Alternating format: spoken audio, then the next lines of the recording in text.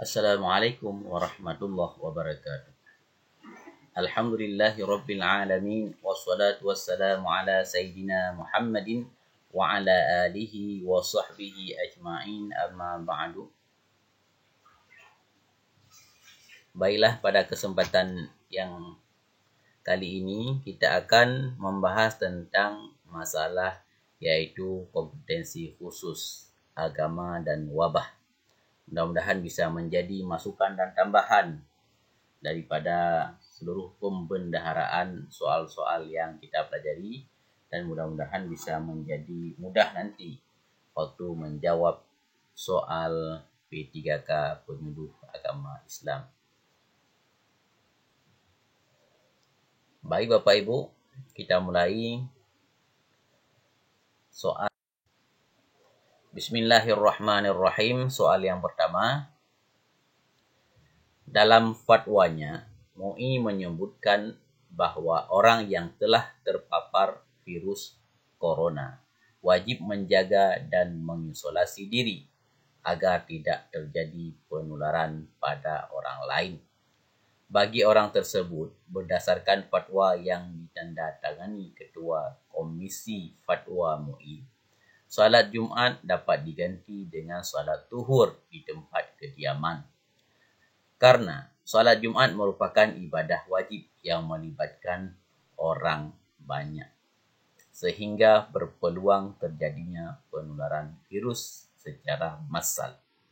Baginya haram melakukan aktivitas ibadah sunat yang membuka peluang terjadinya penularan, seperti jamaah salat 5 waktu rawatib, salat tarawih, salat id di masjid atau di tempat umum lainnya, serta menghadiri pengajian umum dan tabligh akbar.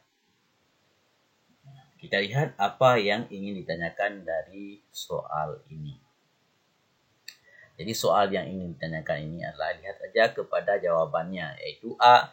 Nomor 13 tahun 2020, B. Nomor 14 tahun 2020, C. Nomor 15 tahun 2020, D. Nomor 16 tahun 2020, E. Nomor 17 tahun 2020. Jadi fatwa MUI. Jadi lihat, kata kunci dari soal ini adalah fatwa MUI. Jadi fatwa MUI nomornya berapa?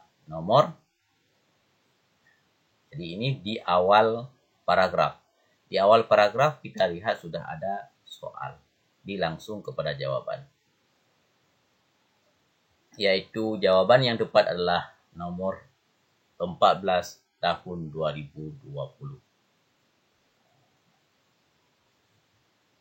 Jadi jawabannya adalah B.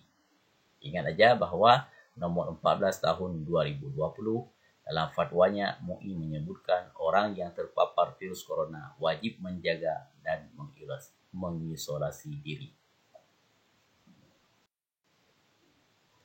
Soal yang kedua. An Aisyata annaha qalat sa'altu Rasulullah sallallahu alaihi wasallam anit ta'un wa akhbarani Rasulullah sallallahu alaihi wasallam annahu kana adaban yab'asuhu Allahu ala man yasha faja'alahu rahmatan lil mu'minin falaysa min rajulin yaka'u ta'un fayamkusu fi baitihi sabiran muhtasiban ya'lamu annahu la yusibuhu illa ma kataballahu lahu illa kana lahu mislu ajri syahid. Hadis tersebut diriwayatkan oleh A. Hadis riwayat Ahmad, B. Hadis Bukhari, C. Hadis Muslim, D. Hadis Sunan Tirmizi, E. Hadis riwayat Bukhari dan Muslim. Jadi berdasarkan redaksi ini, hadis ini adalah riwayat daripada Ahmad. Jawabannya adalah A. Riwayat Ahmad. Ini hadis yang menyatakan tentang ta'un daripada Aisyah, bahwa sungguhnya Aisyah berkata, aku bertanya Rasulullah sallallahu alaihi wasallam daripada ta'un. Maka Rasul menjawab, annahu kana adaban yab'asuhullahu an ala man yasha.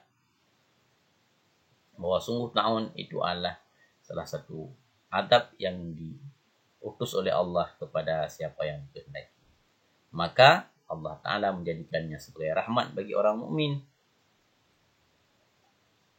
Maka tidak ada dari seorang pun yang kedapatan dengan ta'un, dengan COVID, fayamkusu fi baitihi, maka dia tetap di rumahnya lagi dengan bersabar yang menunggu rahmat Allah, ya'lamu annahu la yusibuhu illa ma kataballah. Kemudian dia yakin bahwa sungguh tidak ada sesuatu yang menimpa kecuali memang sudah ditakdirkan oleh Allah, illa kana lahu mislu ajli syahid, bahwa adalah baginya itu pahala seperti pahala orang yang syahid fisabilillah. Hadis ini diriwayatkan oleh Ahmad. Soal yang ketiga, dari Abdullah bin Amir bin Rabi'ah, Umar bin Khattab radhiyallahu an menempuh perjalanan menuju Syam. Ketika sampai di Sar, Umar mendapat kabar bahwa wabah sedang menimpa wilayah Syam. Abdurrahman bin Auf mengatakan kepada Umar bahwa Rasulullah SAW pernah bersabda, bila kamu mendengar wabah di suatu daerah, maka kalian jangan memasukinya. Tetapi jika wabah terjadi, wabah di daerah kamu berada, maka jangan tinggalkan tempat itu. Lalu Umar bin Khattab berbalik arah meninggalkan Sar. Hadis tersebut diriwayatkan oleh A. Hadis riwayat Ahmad, B. Hadis Bukhari, I. Hadis Muslim, D. Hadis Sunan Tirmidzi, E. Hadis Bukhari dan Muslim. Kalau hadis dari Abdullah bin Amir bin Rabi'ah, jawabannya adalah E. Hadis Bukhari dan Muslim. Jadi apabila kita kedapatan dengan wabah COVID, apabila kita dengar pada negeri yang lain, maka tidak boleh mengunjunginya. Apabila di negeri kita diserang COVID, juga tidak boleh keluar ke negara lain. Ini adalah hadis riwayat daripada Bukhari dan Muslim. Soal yang keempat, ta'un sebagaimana disabdakan Rasulullah SAW adalah wabah penyakit menular yang mematikan. Penyebabnya berasal dari bakteri yang menyerang tubuh manusia. Jika umat muslim menghadapi hal ini, dalam sebuah hadis disebutkan janji syurga dan pahala yang besar bagi siapa saja yang bersabar ketika menghadapi wabah penyakit. At-ta'un syahadatun likulli muslimin. Artinya, kematian ta'un karena wabah adalah syurga bagi syahid bagi tiap orang muslim yang meninggal karenanya. Ini berdasarkan hadis riwayat Bukhari. Nama bakteri tersebut adalah A. Autotroph, B. Aerob, C. Apoptogen, D. Pasteurella pestis, E. Adrit.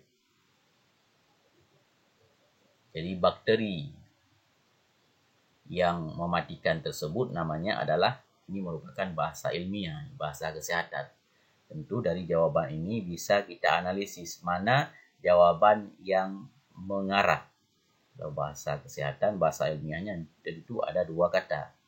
Ini yang lain satu kata. Maka jawaban yang tepat adalah D. Pasteurella pestis. Ini merupakan nama bakteri yang menyebabkan ta'un yang menyerang tubuh manusia. Pasteurella pestis. Silahkan Bapak Ibu ingat. Mudah-mudahan bisa menjawab nanti kalau keluar pertanyaan seperti ini. Soal yang kelima. Orang tersebut, kita bacakan langsung soalnya. Orang tersebut yang menjadi pimpinan rombongan adalah. Jadi ini perlu kita analisa sedikit. Ka'ab bin Malik Abu Amir bin Fuhairah, C. Abu Ubaidah bin Jarrah, D. Anas bin Malik, E. Abu Abdullah bin Jubair. Kita baca soalnya. Umar sedang dalam perjalanan menuju Syam saat sampai di wilayah bernama Sa'ad. Saat itu Umar mendapat kabar adanya wabah di wilayah Syam. Abdurrahman bin Auf kemudian mengatakan kepada Umar, jika Nabi Muhammad SAW pernah berkata, jika kamu mendengar wabah itu di suatu wilayah, maka janganlah kalian memasukinya. Tetapi jika terjadi wabah di tempat kamu berada, maka jangan tinggalkan tempat itu. Hadis riwayat Bukhari.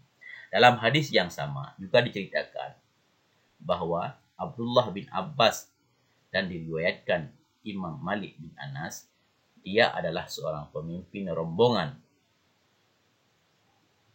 Dalam hadis yang sama juga diceritakan Abdullah bin Abbas dan diriwayatkan Imam Malik bin Anas, dia adalah pemimpin rombongan yang dibawa Khalifah Umar yang sempat mengsangsikan perbuatan Sayyidina Umar. Menurutnya, Umar tidak seharusnya kembali karena bertentangan dengan perintah Allah Subhanahu wa Ta'ala. Umar menjawab, dia tidak melarikan diri dari ketentuan Allah Subhanahu wa Ta'ala, namun menuju ke ketentuannya yang lain.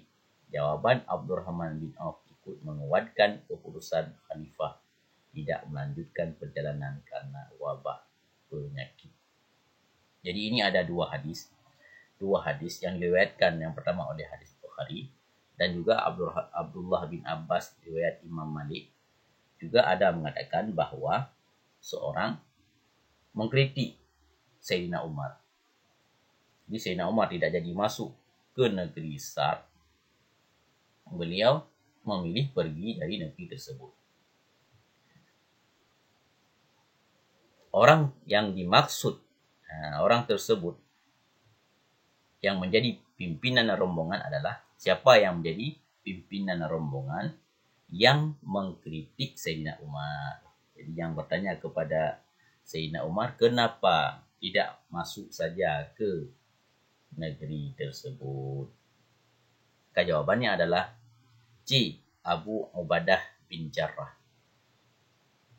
Jadi bukan lari dari takdir buruk, tapi menuju kepada takdir yang baik. Dia sudah dikadakan oleh Allah Subhanahu wa Ta'ala. Maka cerita ini bisa menjadi masukan juga informasi ilmu kepada kita bahwa yang menjadi pengkritik ataupun yang menjadi orang yang bertanya tentang kejadian pada Sayyidina Umar adalah Abu Ubaidah bin Jarrah. Soal yang keenam. Orang yang tinggal atau berpergian di daerah di mana virus COVID-19 bersirkulasi sangat mungkin berisiko terinfeksi. Mereka yang terinfeksi adalah orang-orang yang dalam sejumlah hari sebelum muncul gejala melakukan perjalanan dari negara terjangkit atau negara yang kontak erat seperti anggota keluarga, rekan kerja, atau tenaga medis yang merawat pasien sebelum mereka tahu pasien tersebut terinfeksi COVID-19. Petugas kesehatan yang merawat pasien yang terinfeksi COVID-19 beresiko lebih tinggi dan harus konsisten melindungi diri mereka sendiri dengan prosedur pencegahan dan pengendalian infeksi yang tepat. Sejumlah hari yang dimaksud adalah, jadi ini ada soal yang poinnya bukan di awal paragraf, juga bukan di akhir paragraf. Jadi yang dimaksud sejumlah hari dalam paragraf yang kedua adalah A. 12 hari, B. 13 hari, C. 14 hari, D. 15 hari, E. 16 hari.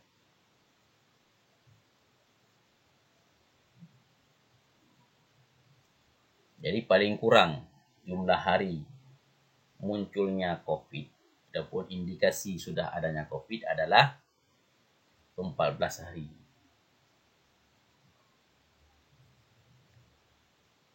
Wallahu a'lam bishawab. Mudah-mudahan bisa menjadi tambahan ilmu kepada kita dalam menjawab soal nantinya. Di mana ada kesalahan, kesilapan, kami mohon maaf. Adanallahu wa iyyakum ajmain. Assalamualaikum warahmatullahi wabarakatuh.